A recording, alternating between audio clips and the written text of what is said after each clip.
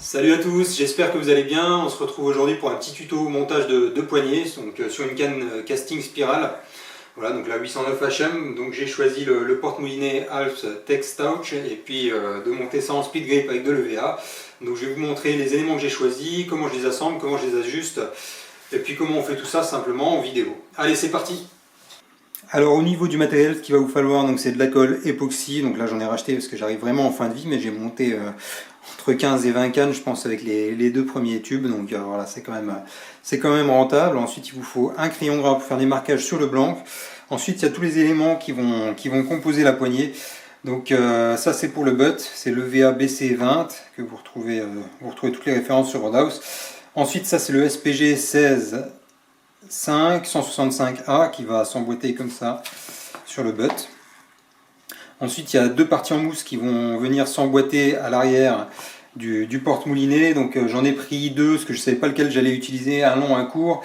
Donc il y a le VA SG300, c'est le court ici. Ensuite le SPG 35A. Donc je vous écris ça à côté, et puis si vous tapez ça dans la barre de recherche sur Roadhouse, vous retrouvez les éléments si ça vous intéresse. Ensuite il y a les différentes bagues de finition. Donc il y a deux bagues XHW Cobalt Blue. Voilà, la canne va être en bleu. Ensuite il y a une bague de liaison Alps. Donc ça c'est des bagues Road Builders Republic. Ça c'est des bagues Alps. Donc ça c'est une bague de liaison. Donc c'est la TRB Cobalt Blue. Et ensuite on a une bague qui va venir se fixer à l'arrière du porte-moulinet casting. C'est la TRC. Voilà, donc toujours en Cobalt Blue et qui s'adapte parfaitement sur les moulinets Alps vu que c'est une bague Alps. Ensuite le porte-moulinet, donc c'est un Alps Tech Stouch, c'est parmi les derniers qui sont sortis, voilà, qui sont ajourés, donc qui permet d'être directement en contact avec le blanc en action de pêche. Et ensuite donc on a la vis de serrage qui va bien avec, donc c'est la Tech Stouch Graphite Wood, voilà, donc en bleu cobalt aussi. Ensuite, au niveau du petit matériel, il va falloir du scotch de tapissier. Moi j'utilise un sparadrap médical, voilà, donc en fait il vous faut un scotch qui puisse boire la colle pour que tout se solidifie en fin de compte. Donc scotch papier, une paire de ciseaux, un mètre ruban pour prendre les mesures, du papier de verre, donc un grain 300, un grain 600 pour les finitions, c'est pour le ponçage de l'EVA pour faire les petits ajustements. Il vous faut donc une perceuse qui va vous servir à deux tours. En fait, moi je me sers de ça pour faire le tour et pour tourner mon EVA avec le papier de verre. Et puis pour caler la perceuse, il vous faut un étau. Donc voilà, j'ai un petit étau ici. Et puis ensuite niveau accessoires, il vous faut en plus je dirais de la musique, voilà, de la bonne musique pour travailler. Et puis un café, c'est l'essentiel. Avec ça vous êtes paré. Alors systématiquement, quand on monte un blanc, je l'ai déjà dit, je le redis, la première chose qu'on fait, c'est on cherche l'épine du blanc. Donc voilà, simplement avec le cul du blanc posé sur une surface dure, un crayon gras, on met en flexion donc le premier tiers, voilà, le blanc qui se positionne toujours dans la même position, il tourne sur lui-même, le sens naturel de travail du blanc, et puis on vient, je l'ai déjà fait, mais on vient avec le crayon gras tracer son épine sur le blanc. En amont sur le site de Roadhouse, j'ai choisi mes éléments de canne en fonction du diamètre du blanc, puisque sur le site, les diamètres de blanc sont mesurés au pied à coulisse tous les 5 cm, donc pour être sûr qu'on ne se trompe pas en choisissant nos bagues. Donc j'ai tout choisi au bon diamètre en fonction de ce que j'allais monter, de la longueur choisie de mon talon.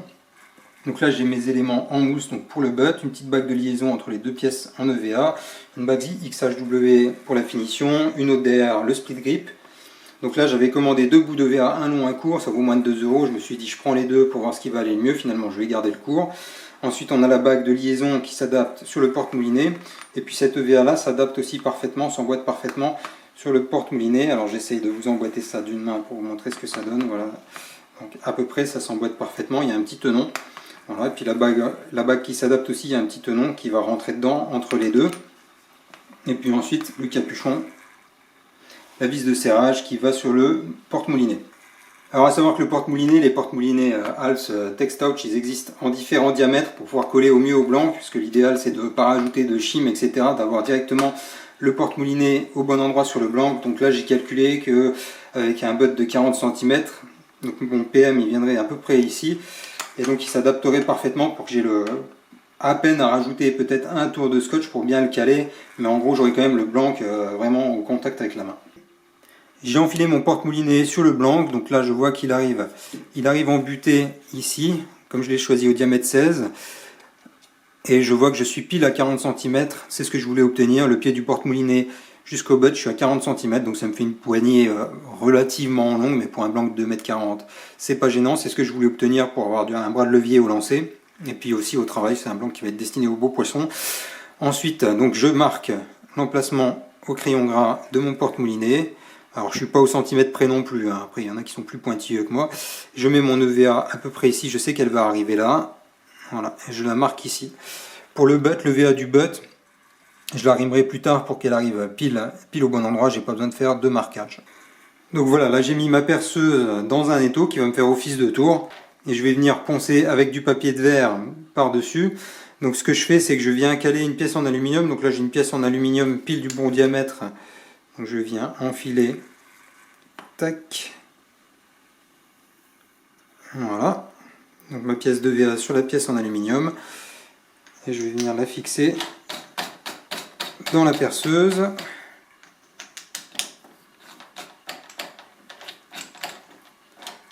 Voilà, simplement comme ça.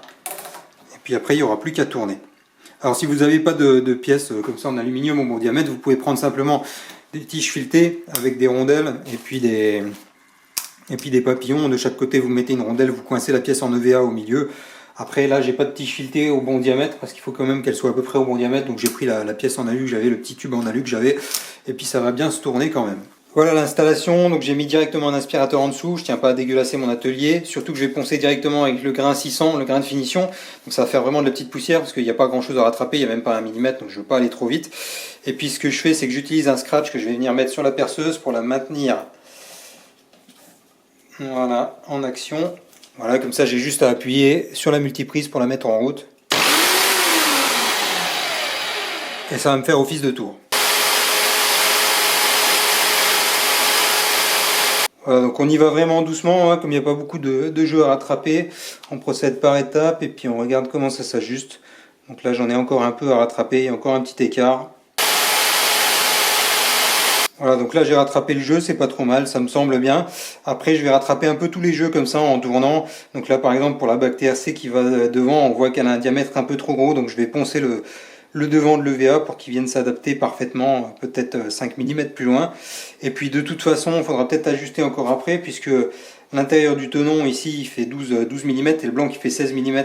Donc à mon avis, quand on va venir rimer, le tenon il risque de disparaître.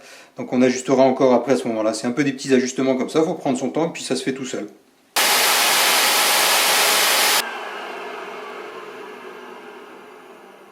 Voilà, là on est pas mal. Une fois qu'on a tourné, on va venir rimer la pièce pour qu'elle s'adapte parfaitement sur le blanc. Donc celle-là, elle va aller au cul du blanc. Donc ça, c'est la partie qui va aller sur la partie la plus large. Donc je vais venir dans ce sens-là pour la rimer. Donc je commence avec le rimeur moyen. On y va tout doucement, ça ne sert à rien d'aller trop vite. Et ensuite, je continue avec le rimeur large.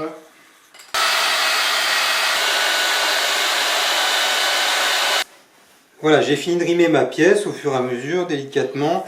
Donc après on regarde que ça s'emboîte bien. Donc simplement là on y va un petit peu en force, c'est pas grave. J'aurais pu rimer un peu plus mais en force ça marche aussi. Après avec la colle ça fait office de lubrifiant et ça coulisse mieux. Voilà, donc là je suis pile au bout du blanc. Ensuite je mets ma bague de liaison. Voilà, je mets mon butt pour voir ce que ça donne. Simplement, voilà, donc là c'est parfait. Et ensuite je mets ma bague de finition devant, qui rentre légèrement en force sur le blanc, donc ça c'est bien, les piles au bon diamètre. Voilà, donc là j'ai mon talon qui est fini. Ah, et je vais venir répéter la même opération avec le rear grip, donc la poignée qui va à l'arrière du porte-moulinet. Donc on a le marquage ici au crayon gras de son emplacement. Et je vais venir le rimer pareil, délicatement, de la même façon, au fur et à mesure, pour qu'il vienne s'ajuster légèrement en force, pile poil à cet endroit-là. On n'oubliera pas de mettre la bague ici de finition avant de coller. Et puis on va ajuster tout ça de nouveau. Voilà, j'ai rimé ma poignée qui s'emboîte pile poil au bon endroit, légèrement en force, juste comme il faut. Ensuite, je viens ajuster seulement le tenon de la poignée ici. Il est fait pour s'adapter parfaitement dans le porte-moulinet, mais pas sur la bague TRC. la bague qui s'emboîte parfaitement ici.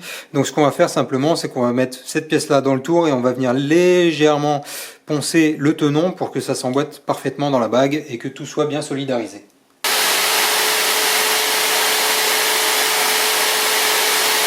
Je pense que ça devrait être bon. Hop.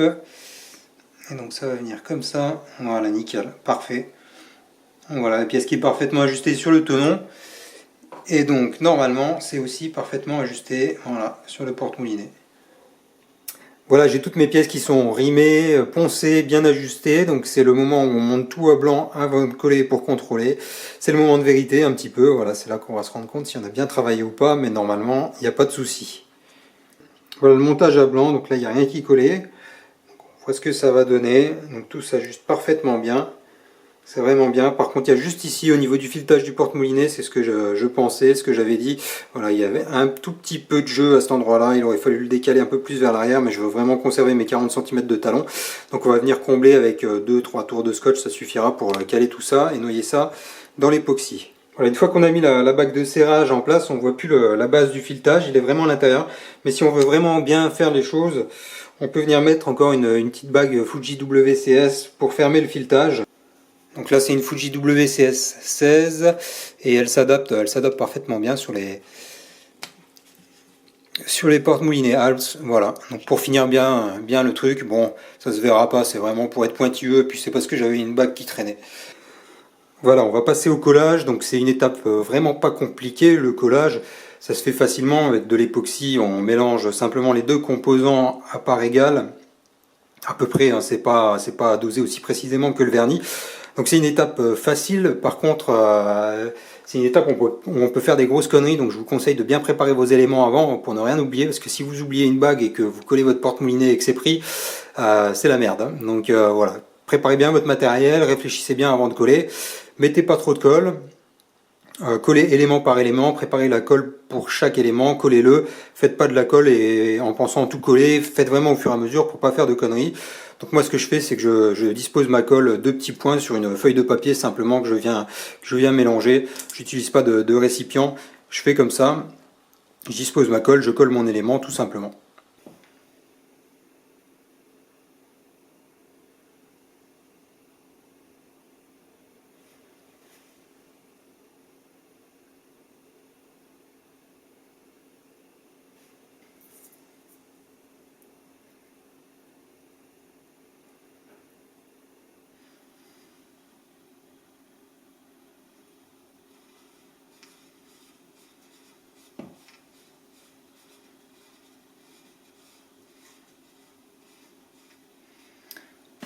Voilà, comme on a rimé nos pièces en EVA pour qu'elles viennent légèrement en forçant s'emboîter, ça sert vraiment à rien de mettre beaucoup de colle, vraiment un tout petit peu ça suffit, contrairement à certaines cannes du commerce qu'on voit monter avec 3 tonnes de colle, mais bon, je dis ça, je dis rien. Et ensuite on vient simplement, si je ne mêle pas ma canne au bout là-bas, en force, enfoncer notre canne, je vais mettre ça en dessous, trop tard. Voilà, et on vient simplement après avec un petit chiffon, un petit bout de sopalin, enlever l'excédent de colle, voilà, simplement comme ça. Si vous mettez des traces de colle sur le blanc que vous voulez nettoyer, vous pouvez nettoyer avec de l'alcool à brûler. Vous pouvez aussi nettoyer avec l'acétone. L'acétone c'est plus efficace, par contre attention, ça fait fondre les bagues WCS par exemple, ça attaque certains plastiques. Donc je préfère utiliser l'alcool à brûler, des fois ça a un peu plus de mal à partir, mais au moins je fais pas de conneries, j'abîme pas les éléments de la canne.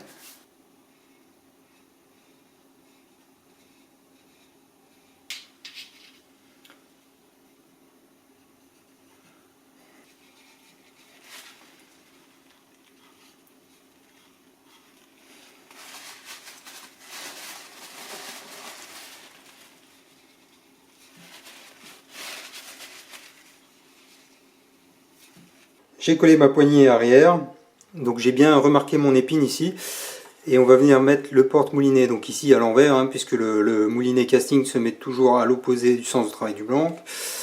Voilà, et quand j'ajuste, donc on voit qu'il y a un petit peu de jeu, donc simplement je vais venir faire un ou deux tours de scotch devant, ici, sur 2 épaisseurs, et puis l'arrière sera noyé dans l'époxy, donc ça ne bougera plus. On va ajuster ça au mieux, et puis on va en coller.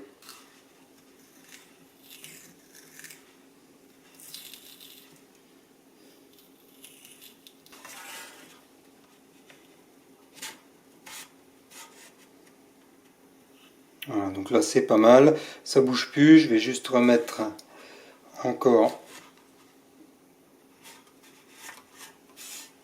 un enroulement ici devant.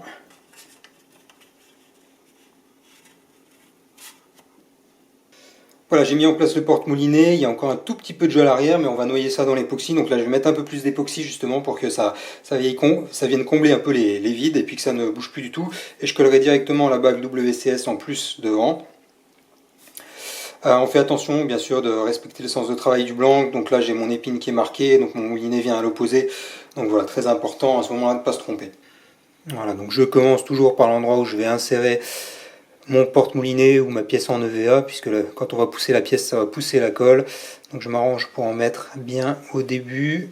Voilà, et là, quand j'en ai bien réparti partout, je vérifie mon épine. Hop, donc je suis là comme ça, très bien, et je viens l'enfiler.